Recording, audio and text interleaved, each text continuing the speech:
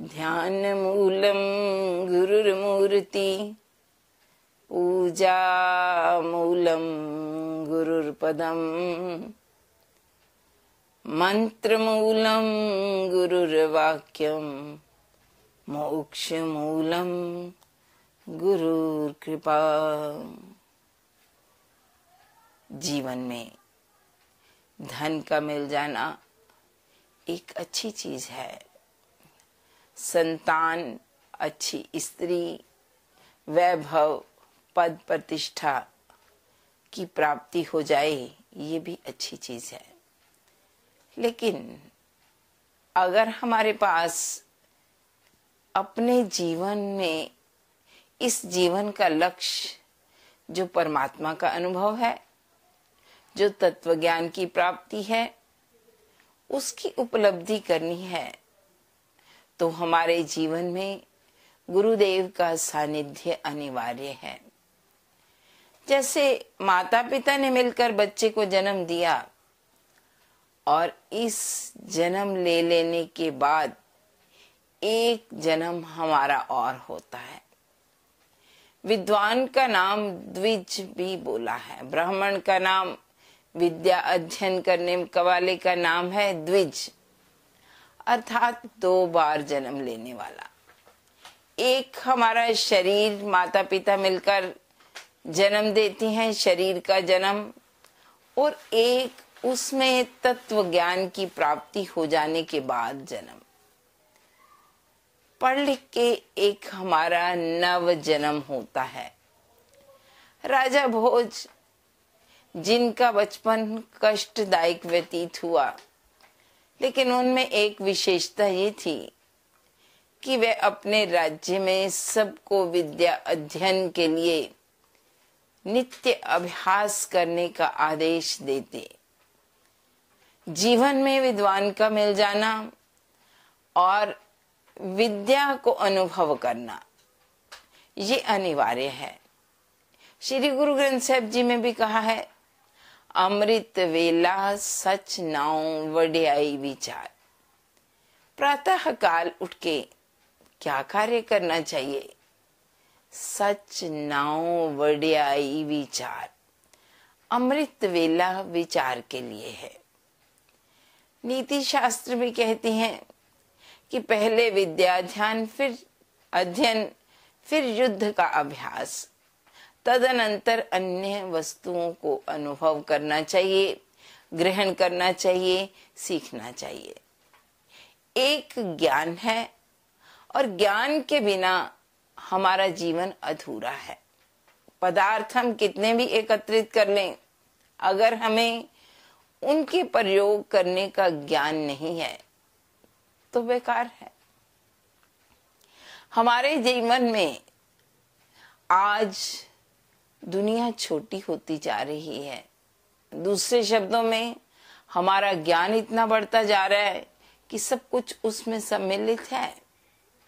दुनिया वही है जो आज से हजारों वर्ष पूर्व थी और हजारों वर्ष बाद भी रहेगी, लेकिन इसके ज्ञान में अंतर है।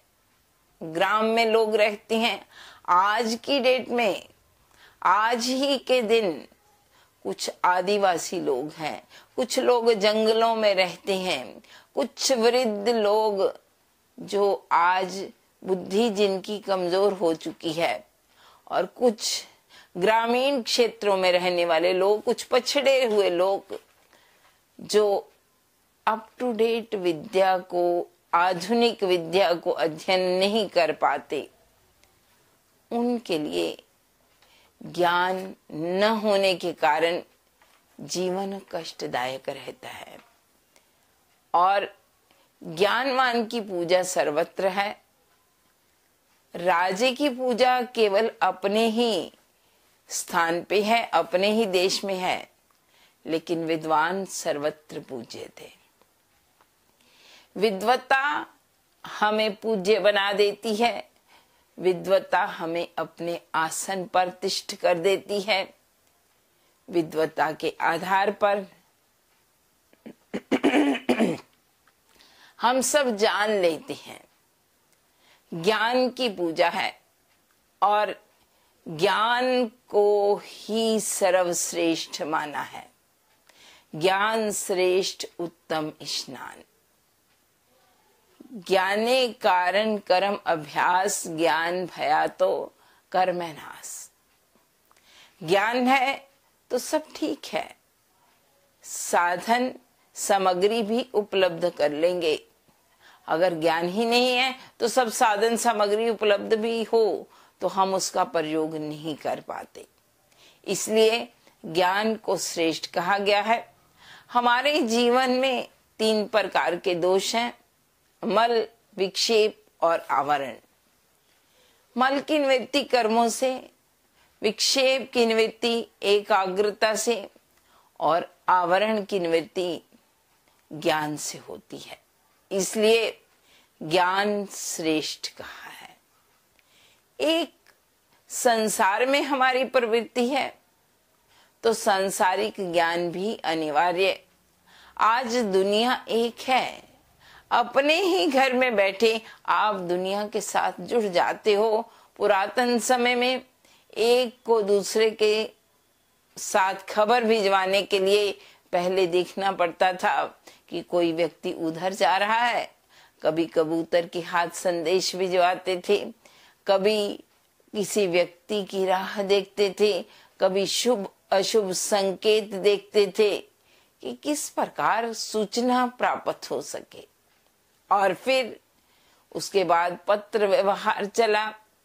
ये आप पत्र लिखो, डाल दो, सभी पत्र आके डाकिया ले जाता है, वहां पे डिलीवर हो जाता है।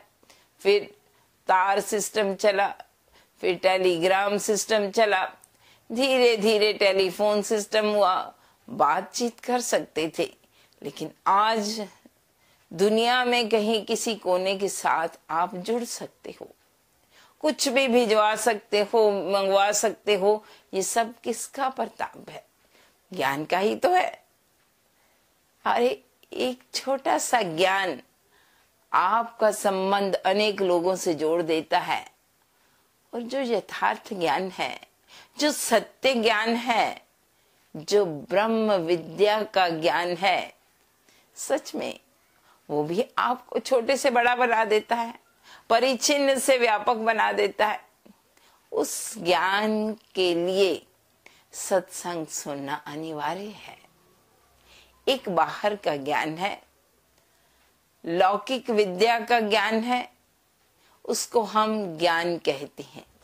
एक ज्ञान है, एक विज्ञान है और एक ब्रह्म ज्ञान है, अथवा परम ज्ञान, तत्व ज्ञान, आत्म ज्ञान। ये सभी पर्यायवाची हैं। बाहर लौकिक विद्या का ज्ञान ना हो तो बात नहीं बनती। हम अनपढ़ रह जाते हैं। घर में टेलीविजन पड़ा है लेकिन लगाना नहीं आता, पास ही में मोबाइल, इंटरनेट, सब फैसिलिटी मौजूद है लेकिन चलाना नहीं आता, साधन सामग्री मौजूद है, भोजन बनाना नहीं आता, इत्यादि। ज्ञान का होना अनिवार्य। और ज्ञान से श्रेष्ठ है विज्ञान। ज्ञान हमें बताता है कि ये अमुक अमुक वस्तु किस प्रकार कार्य करती है और इससे हम क्या क्या लाभ ले सकते हैं, ये ज्ञान हमें बताता है। इसको चलाना कैसे है, इसको प्रयोग कैसे करना है, ये सब हमें ज्ञान बताता है। और ज्ञान से श्रेष्ठ है विज्ञान। कारण ज्ञान का मूल क्या है? एक ही पदार्थ, उसका लाभ क्या क्या है, उसको कैसे कैसे प्रयोग में ला सकते हैं, उससे क्या क्या औषधि तैयार होती है, ये हमें ज्ञान बताता है। लेकिन इस पदार्थ का मूल क्या है और इसको परिवर्तित करके और इसको अन्य अन्य स्थानों पे हम कैसे इसका लाभ उठा सकते हैं, ये हमें विज्ञान बताता है। उसके मूल तक खोज करनी, उसकी गहराई तक खोज करनी, ये हमें विज्ञान बताता है। और उससे पीछे चले जाएं, उससे मूल में चले जाएं तो ब्रह्म ज्ञान। ब्रह्म ज्ञान हमें बताता है कि ब्रह्म को अनुभव कैसे करना है, हम सबका मूल आधार ब्रह्म है, लेकिन हम मूल तक जाना कैसे है ये जानते नहीं। आज साइंस ने, विज्ञान ने तरक्की की है और बाहर मुख की ओर यात्रा करते जाते हैं। यही यात्रा हमारी गड्ढे से शुरू हुई, धीरे धीरे बढ़ती बढ़ती और साधन संपन्न होती हुई साइकिल, बाइक, मोटरसाइकिल, कार और उससे भी बढ़कर हेलीकॉप्टर, हवाई जहाज, सब यात्राएं की। यहाँ तक कि चंद्रमा तक की यात्रा की, नक्षत्रों ग्रहों तक जाने की यात्रा की, बाहर गैलेक्सी तक की खोज की, सब किया। ये बाहर की यात्रा है। एक भीतर की यात्रा है। जो ब्रह्मंडे सोई पिंडे, जो खोजी सो पावे। सचमुच भीतर का आनंद, भीतर की यात्रा एक अलग यात्रा है। हम सभी सुख को चाहते हैं, चाहते सुख को हैं, लेकिन थोड़ा सा टटोल करके देखो, सुख कभी मिला नहीं। सुख के लिए हमारी झोली खाली है। हाँ, थोड़ा सा दिखता है। संसार में सुख, जैसे गुरुजी ने कहा है, तृण की अगन मेघ की छाया, गोविंद भजन बिन हड़ का जल। अग्नि पर ज्वलित हुई, कितनी देर? तिनके की अग्नि, तूड़ी का तिनका होता ना, उसको आग लग जाए तो कितनी देर बल जाएगी? हल्का सा, 1 सेकेंड, उससे भी कम समय। तृण की अगन मेघ की छाया। मेघ हम चाहते हैं छाया हो जाए, लेकिन संध्या काल का इंतजार करना पड़ेगा तो ही छाया होगी। लेकिन बीच में चलते चलते मेघ आ गए। हम कहते हैं लो जी, सूर्य देव ढक गए, सूर्य देव चले गए। नहीं, ये तो अल्प समय के लिए मेघ की छाया है, और कहीं है कहीं नहीं है, ये पक्का नहीं है। तृण की अगन मेघ की छाया, और जैसे हड़ आ जाए तो उसका जल ज्यादा देर तक नहीं टिकता, परमानेंट जल नहीं है वो। ठीक इसी प्रकार इस संसार में जो सुख हमें दिखाई देता है, वास्तव में है भी नहीं। कभी आपको बताऊंगी कि जिस सुख के पीछे हम भागे जा रहे हैं, वहां सुख तो है ही नहीं, केवल दिखता है नहीं। जैसे मृग तृष्णा का जल हमें केवल दिखाई देता है नहीं, हम भ्रांति से उसमें जल को सत्य मान बैठे हैं, लेकिन वहां जल का अत्यंता भाव है, वहां जल है ही नहीं। ठीक वैसे इस संसार में जिस सुख की हम खोज कर रहे हैं, वहां तो सुख है ही नहीं। सुख है भीतर, लेकिन भीतर की हमने कभी यात्रा नहीं की। हम लोग बाहर संसार को इतना महत्व दे देते हैं कि संसार ही संसार रह जाता है, सत्य को तो देखते ही नहीं। और आज हम उसी को सत्य मानते हैं जिसको हमारी नेत्र इंद्री देखती है। हमारी नेत्र इंद्री निर्संदेह सुनी सुनाई बात से पक्की बात हम तभी मान सकते हैं जब तक उसको आंखों से ना देख लो। एक सुनी सुनाई बात है, एक सत्य का अनुभव करके अपने कानों से सुनी हुई बात को सत्य नहीं मान सकते। जो हमने नेत्रों से देखी उसको सत्य मानते। हम कह भी देते हैं, अरे मैं सुनी सुनाई बातों पे विश्वास नहीं करती जब तक मैं अपनी आंखों से ना देख लूं। कोई भी घटना हुई, अरे मैं वहीं थी, मैं वहीं था, मैंने आंखों से देखा था, तो उसको बात को सत्य मानते हैं। ठीक वैसे जिस बात को हम अपनी आंखों से अनुभव करते हैं, अपने आप अनुभव करते हैं, वह सत्य है। लेकिन जिस आंख पर आज हम भरोसा करते हैं, क्या देखें कि वह सत्य देखती है? कर लो भरोसा। लेकिन ये आंख, पहली बात तो जिस आंख पे भरोसा करते हैं वह जड़ है कि चेतन? हमारी आंख जड़ है, हमारी आंख देख नहीं पाती। क्यों?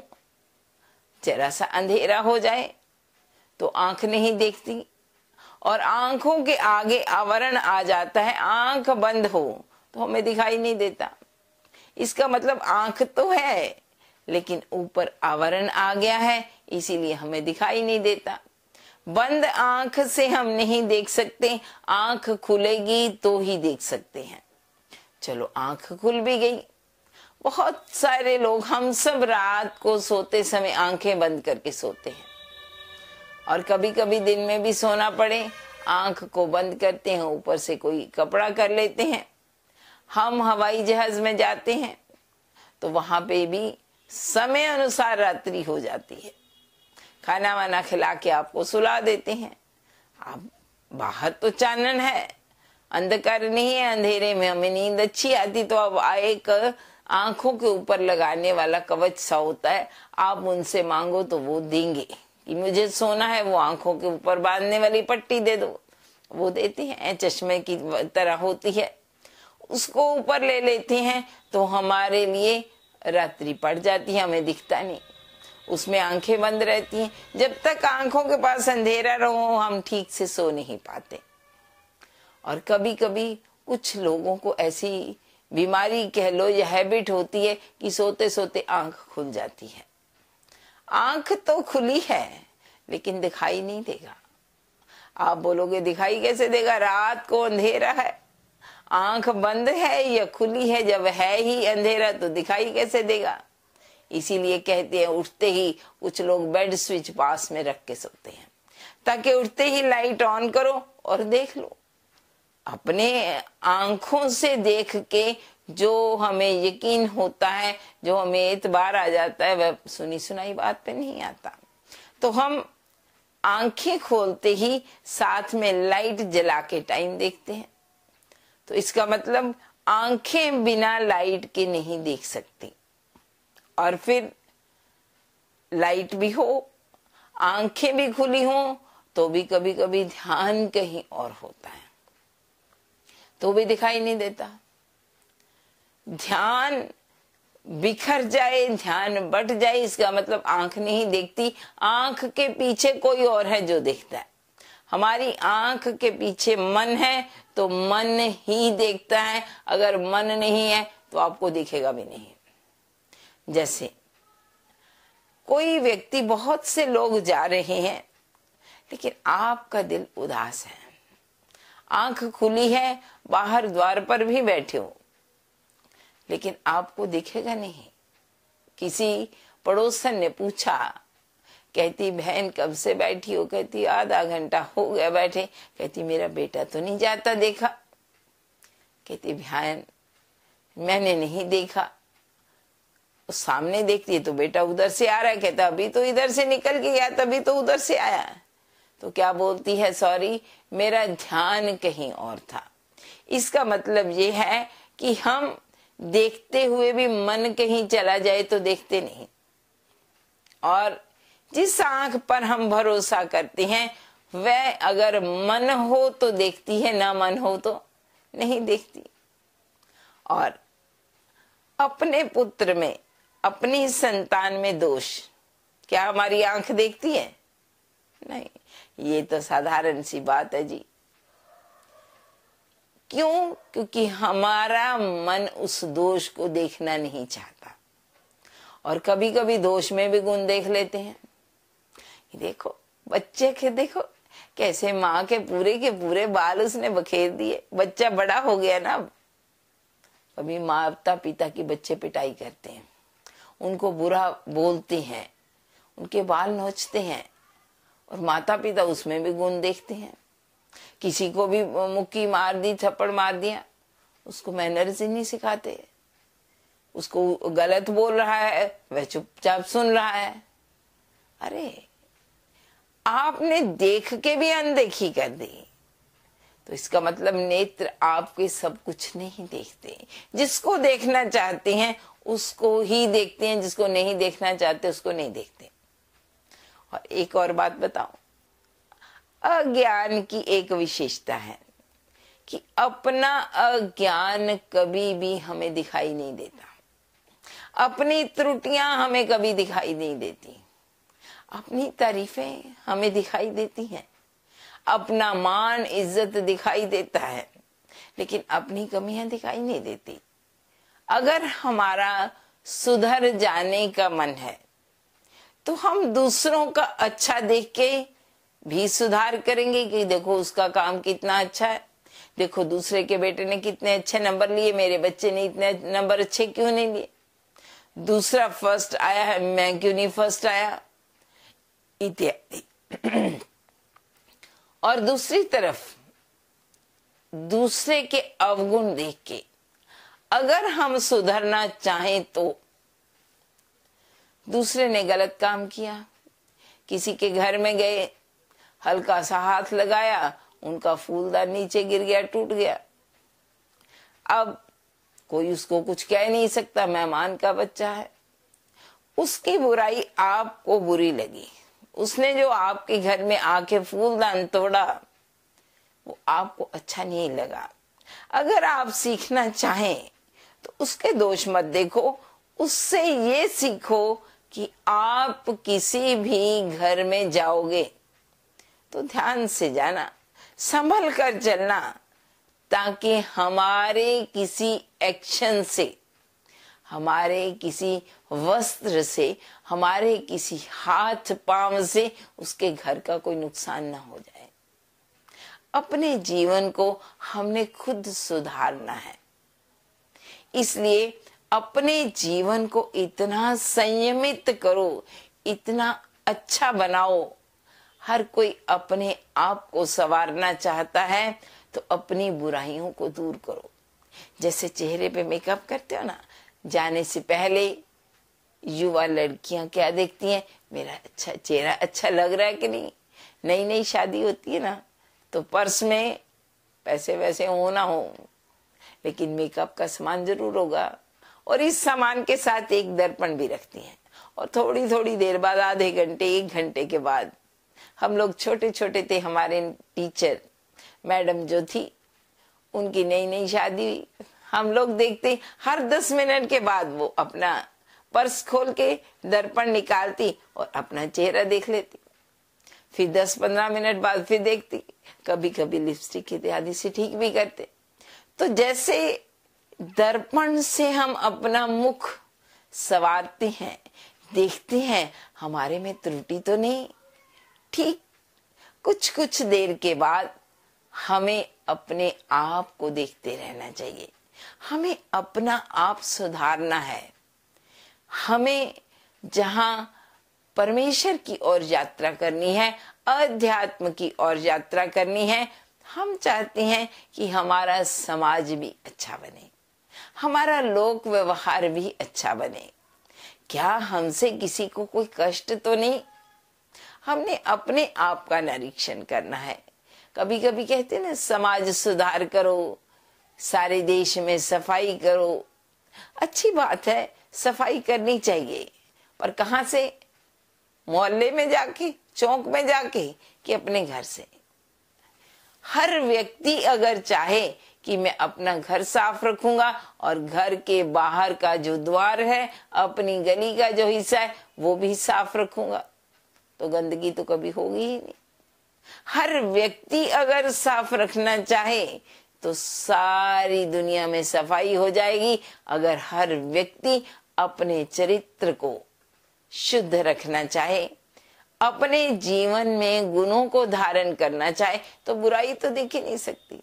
दीपावली होती है ना, तो दीपावली के दिन हर व्यक्ति चाहता है कि मेरे घर के द्वार पे उजाला हो, मेरी छत पे लाइटें जल रही हों, मेरे सभी किवाड़ खुले हों, माँ लक्ष्मी ने जो आना होता है।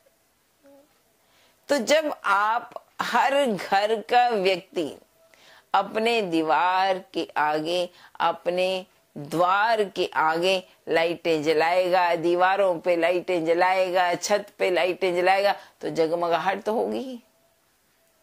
ठीक वैसे हर व्यक्ति अगर अपने मन को सुंदर बनाए, ये मन सुंदर अपना हर नाम मजीठे रंगरी, इस मन को सुंदर बनाना चाहे तो फिर अज्ञानता को कहाँ स्थान मिलेगा। जैसे दीपावली की रात्रि को अंधेरे के लिए स्थान शेष नहीं रह जाता, हम घर के हर कोने में लाइट जलाते हैं ताकि कहीं भी अंधकार ना हो।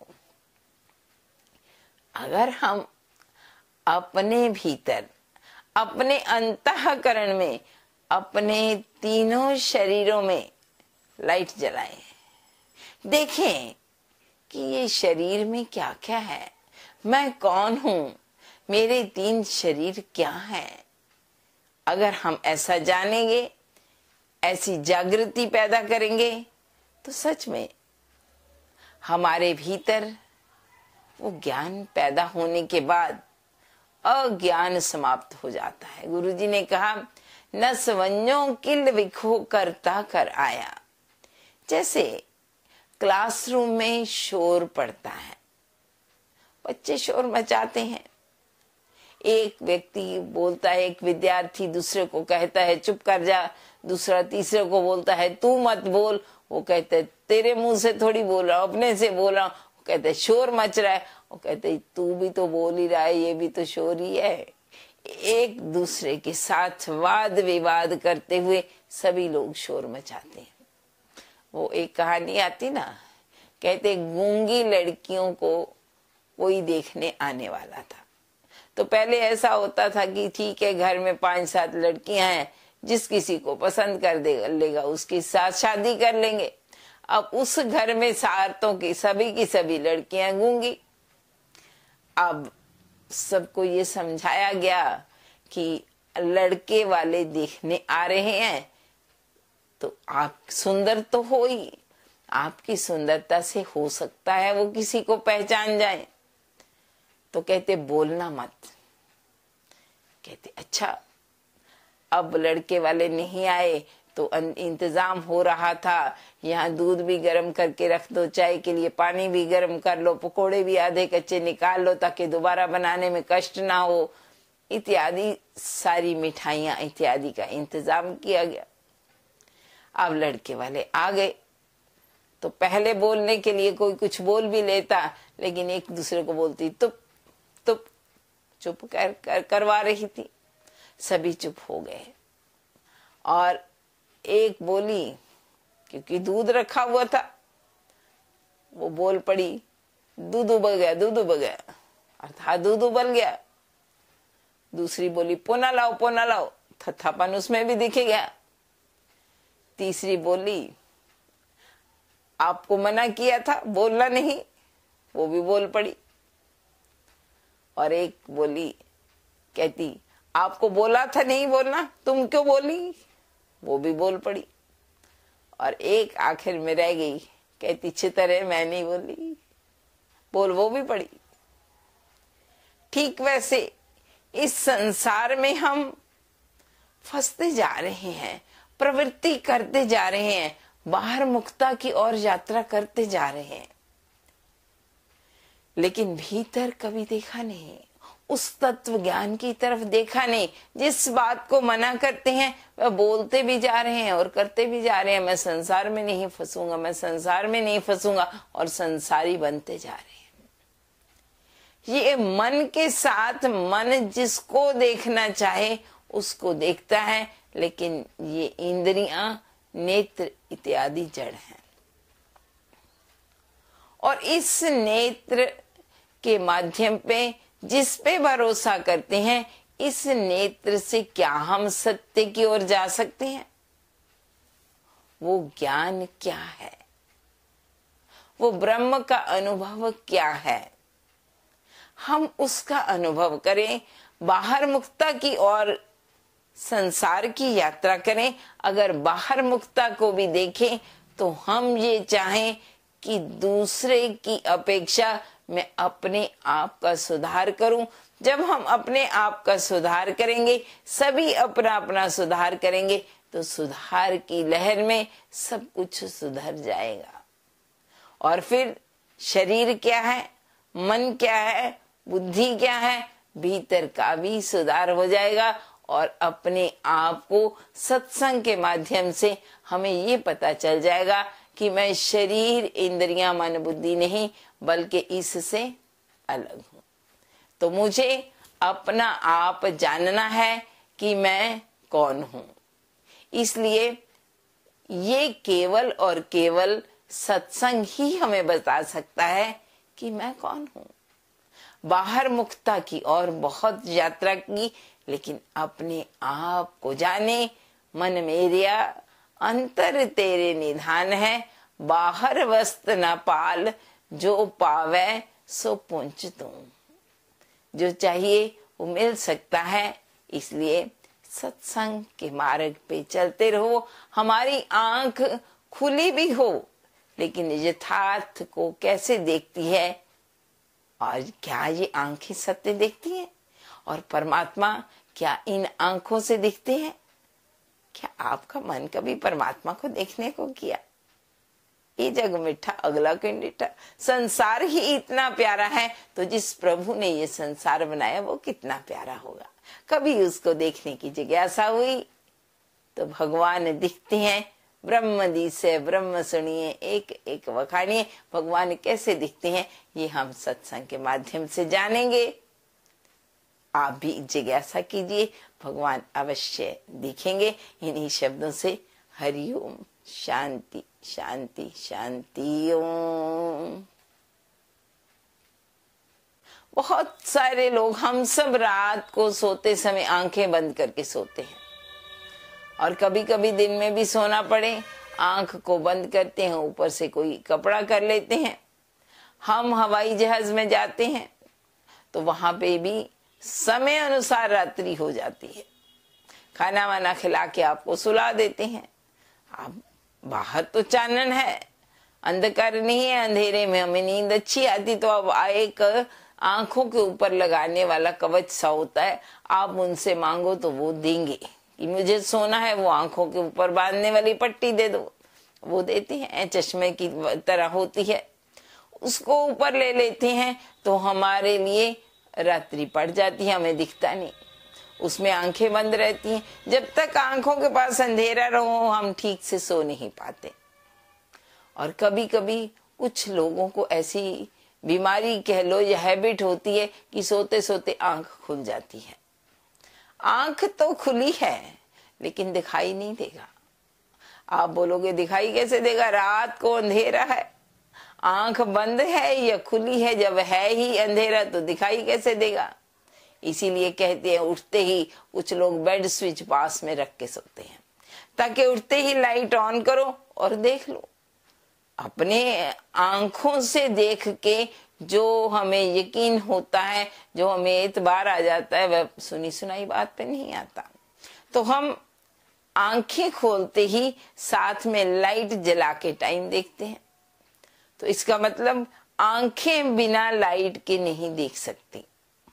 और फिर लाइट भी हो, आंखें भी खुली हो, तो भी कभी कभी ध्यान कहीं और होता है, तो भी दिखाई नहीं देता। ध्यान बिखर जाए, ध्यान बट जाए, इसका मतलब आंख नहीं देखती, आंख के पीछे कोई और है जो देखता है। हमारी आंख के पीछे मन है तो मन ही देखता है। अगर मन नहीं है तो आपको दिखेगा भी नहीं। जैसे कोई व्यक्ति, बहुत से लोग जा रहे हैं लेकिन आपका दिल उदास है, आंख खुली है, बाहर द्वार पर भी बैठे हो, लेकिन आपको दिखेगा नहीं। किसी पड़ोसन ने पूछा, कहती बहन कब से बैठी हो? कहती आधा घंटा हो गया बैठे। कहती मेरा बेटा तो नहीं जाता देखा। कहती बहन मैंने नहीं देखा। सामने देखती है तो बेटा उधर से आ रहा है। कहता अभी तो इधर से निकल के गया, तभी तो उधर से आया। तो क्या बोलती है, सॉरी मेरा ध्यान कहीं और था। इसका मतलब ये है कि हम देखते हुए भी मन कहीं चला जाए तो देखते नहीं, और जिस आंख पर हम भरोसा करते हैं वह अगर मन हो तो देखती है, ना मन हो तो नहीं देखती। और अपने पुत्र में, अपनी संतान में दोष क्या हमारी आंख देखती है? नहीं। ये तो साधारण सी बात है जी। क्यों? क्योंकि हमारा मन उस दोष को देखना नहीं चाहता। और कभी कभी दोष में भी गुण देख लेते हैं। देखो बच्चे के, देखो कैसे माँ के पूरे बाल उसने बखेर दिए। बच्चा बड़ा हो गया ना। कभी माता पिता की बच्चे पिटाई करते हैं, उनको बुरा बोलते हैं, उनके बाल नोचते हैं, और माता पिता उसमें भी गुण देखते हैं। किसी को भी मुक्की मार दी, थप्पड़ मार दिया, उसको मैनर्स ही नहीं सिखाते। उसको गलत बोल रहा है, वह चुपचाप सुन रहा है।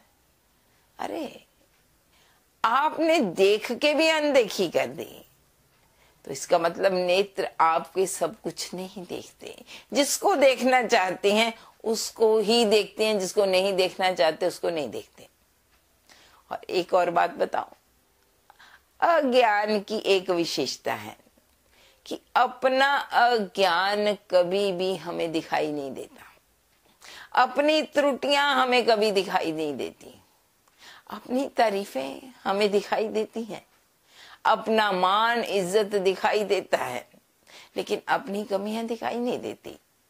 अगर हमारा सुधर जाने का मन है तो हम दूसरों का अच्छा देख के भी सुधार करेंगे कि देखो उसका काम कितना अच्छा है, देखो दूसरे के बेटे ने कितने अच्छे नंबर लिए, मेरे बच्चे ने इतने नंबर अच्छे क्यों नहीं लिए, दूसरा फर्स्ट आया है मैं क्यों नहीं फर्स्ट आया, इत्यादि।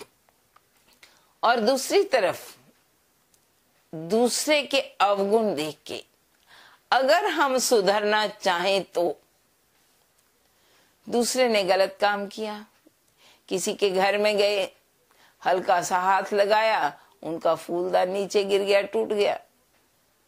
अब कोई उसको कुछ कह नहीं सकता, मेहमान का बच्चा है। उसकी बुराई आपको बुरी लगी, उसने जो आपके घर में आके फूलदान तोड़ा वो आपको अच्छा नहीं लगा। अगर आप सीखना चाहें तो उसके दोष मत देखो, उससे ये सीखो कि आप किसी भी घर में जाओगे तो ध्यान से जाना, संभल कर चलना, ताकि हमारे किसी एक्शन से, हमारे किसी वस्त्र से, हमारे किसी हाथ पांव से उसके घर का कोई नुकसान ना हो जाए। अपने जीवन को हमने खुद सुधारना है, इसलिए अपने जीवन को इतना संयमित करो, इतना अच्छा बनाओ। हर कोई अपने आप को संवारना चाहता है तो अपनी बुराइयों को दूर करो।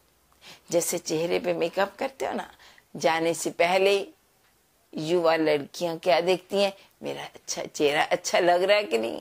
नई नई शादी होती है ना, तो पर्स में पैसे वैसे हो ना हो, लेकिन मेकअप का सामान जरूर होगा, और इस सामान के साथ एक दर्पण भी रखती हैं।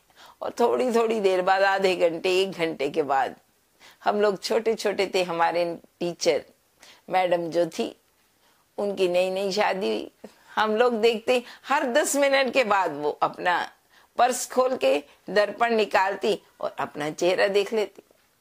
फिर 10-15 मिनट बाद फिर देखती, कभी कभी लिपस्टिक इत्यादि से ठीक भी करते।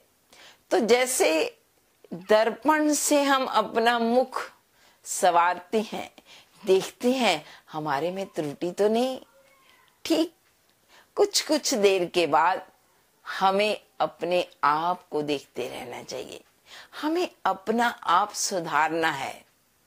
हमें जहां परमेश्वर की ओर यात्रा करनी है, अध्यात्म की ओर यात्रा करनी है, हम चाहते हैं कि हमारा समाज भी अच्छा बने, हमारा लोक व्यवहार भी अच्छा बने।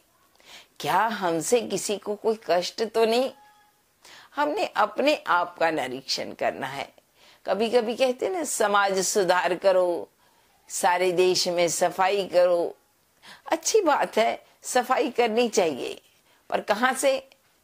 मोहल्ले में जाके, चौक में जाके, कि अपने घर से। हर व्यक्ति अगर चाहे कि मैं अपना घर साफ रखूंगा और घर के बाहर का जो द्वार है, अपनी गली का जो हिस्सा है, वो भी साफ रखूंगा, तो गंदगी तो कभी होगी ही नहीं।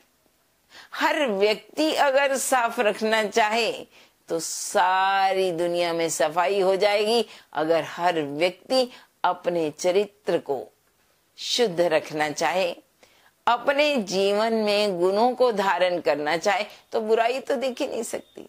दीपावली होती है ना, तो दीपावली के दिन हर व्यक्ति चाहता है कि मेरे घर के द्वार पे उजाला हो, मेरी छत पे लाइटें जल रही हों, मेरे सभी किवाड़ खुले हों, माँ लक्ष्मी ने जो आना होता है। तो जब आप हर घर का व्यक्ति अपने दीवार के आगे, अपने द्वार के आगे लाइटें जलाएगा, दीवारों पे लाइटें जलाएगा, छत पे लाइटें जलाएगा, तो जगमगाहट तो होगी ही। ठीक वैसे हर व्यक्ति अगर अपने मन को सुंदर बनाए, ये मन सुंदर अपना हर नाम मजीठे रंगरी, इस मन को सुंदर बनाना चाहे, तो फिर अज्ञानता को कहाँ स्थान मिलेगा। जैसे दीपावली की रात्रि को अंधेरे के लिए स्थान शेष नहीं रह जाता, हम घर के हर कोने में लाइट जलाते हैं ताकि कहीं भी अंधकार ना हो। अगर हम अपने भीतर, अपने अंतःकरण में, अपने तीनों शरीरों में लाइट जलाएं, देखें कि ये शरीर में क्या क्या है, मैं कौन हूं, मेरे 3 शरीर क्या हैं। अगर हम ऐसा जानेंगे, ऐसी जागृति पैदा करेंगे, तो सच में हमारे भीतर वो ज्ञान पैदा होने के बाद अज्ञान समाप्त हो जाता है। गुरुजी ने कहा, न सवन्यों किल विखो करता कर आया। जैसे क्लासरूम में शोर पड़ता है, बच्चे शोर मचाते हैं, एक व्यक्ति बोलता है, एक विद्यार्थी दूसरे को कहता है चुप कर जा, दूसरा तीसरे को बोलता है तू मत बोल, वो कहते है तेरे मुंह से थोड़ी बोल रहा हूं, अपने से बोल रहा हूं, वो कहते शोर मच रहा है, वो कहते तू भी तो बोल ही रहा है, ये भी तो शोर ही है। एक दूसरे के साथ वाद विवाद करते हुए सभी लोग शोर मचाते हैं। वो एक कहानी आती ना, कहते गूंगी लड़कियों को कोई देखने आने वाला था। तो पहले ऐसा होता था कि ठीक है, घर में 5-7 लड़कियां हैं, जिस किसी को पसंद कर लेगा उसके साथ शादी कर लेंगे। अब उस घर में सारतों की सभी लड़कियां गूंगी। अब सबको ये समझाया गया कि लड़के वाले देखने आ रहे हैं, तो आप सुंदर तो हो ही, आपकी सुंदरता से हो सकता है वो किसी को पहचान जाए। तो कहते बोलना मत। कहते अच्छा। अब लड़के वाले नहीं आए तो इंतजाम हो रहा था, यहाँ दूध भी गर्म करके रख दो, चाय के लिए पानी भी गर्म कर लो, पकोड़े भी आधे कच्चे निकाल लो ताकि दोबारा बनाने में कष्ट ना हो, इत्यादि सारी मिठाइयां इत्यादि का इंतजाम किया गया। अब लड़के वाले आ गए तो पहले बोलने के लिए कोई कुछ बोल भी लेता, लेकिन एक दूसरे को बोलती तुप तुप, चुप करवा रही थी। सभी चुप हो गए और एक बोली, क्योंकि दूध रखा हुआ था, वो बोल पड़ी दूध उबल गया, दूध उबल गया, अर्थात दूध उबल गया। दूसरी बोली पोना लाओ, थथापन उसमें भी दिखेगा। तीसरी बोली आपको मना किया था, बोलना नहीं, वो भी बोल पड़ी। और एक बोली कहती आपको बोला था नहीं बोलना, तुम क्यों बोली, वो भी बोल पड़ी। और एक आखिर में रह गई, कहती छितर है मैं नहीं बोली, बोल वो भी पड़ी। ठीक वैसे इस संसार में हम फंसते जा रहे हैं, प्रवृत्ति करते जा रहे हैं, बाहर मुक्ता की ओर यात्रा करते जा रहे हैं, लेकिन भीतर कभी देखा नहीं, उस तत्व ज्ञान की तरफ देखा नहीं। जिस बात को मना करते हैं वह बोलते भी जा रहे हैं और करते भी जा रहे हैं, मैं संसार में नहीं फंसूंगा, मैं संसार में नहीं फंसूंगा, और संसारी बनते जा रहे हैं। ये मन के साथ मन जिसको देखना चाहे उसको देखता है, लेकिन ये इंद्रियां, नेत्र इत्यादि जड़ हैं। और इस नेत्र के माध्यम पे जिस पे भरोसा करते हैं, इस नेत्र से क्या हम सत्य की ओर जा सकते हैं? वो ज्ञान क्या है? वो ब्रह्म का अनुभव क्या है? हम उसका अनुभव करें, बाहर मुक्ता की ओर संसार की यात्रा करें। अगर बाहर मुक्ता को भी देखें तो हम ये चाहें कि दूसरे की अपेक्षा मैं अपने आप का सुधार करूं। जब हम अपने आप का सुधार करेंगे, सभी अपना अपना सुधार करेंगे, तो सुधार की लहर में सब कुछ सुधर जाएगा। और फिर शरीर क्या है, मन क्या है, बुद्धि क्या है, भीतर का भी सुधार हो जाएगा। और अपने आप को सत्संग के माध्यम से हमें ये पता चल जाएगा कि मैं शरीर, इंद्रियां, मन, बुद्धि नहीं, बल्कि इससे अलग हूं। तो मुझे अपना आप जानना है कि मैं कौन हूं। इसलिए ये केवल और केवल सत्संग ही हमें बता सकता है कि मैं कौन हूं। बाहर मुक्ता की और बहुत यात्रा की, लेकिन अपने आप को जाने। मन मेरिया अंतर तेरे निधान है, बाहर वस्त न पाल, जो पावे सो पूंछ तू। जो चाहिए वो मिल सकता है।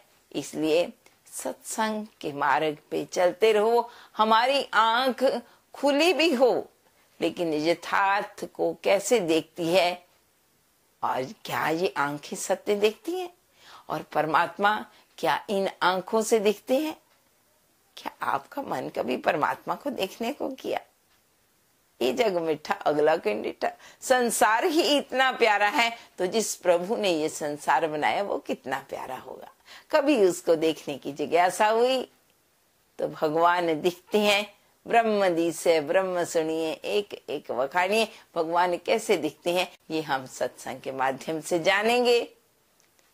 आप भी जिज्ञासा कीजिए, भगवान अवश्य दिखेंगे। इन्हीं शब्दों से हरिओम, शांति शांति शांति ओम।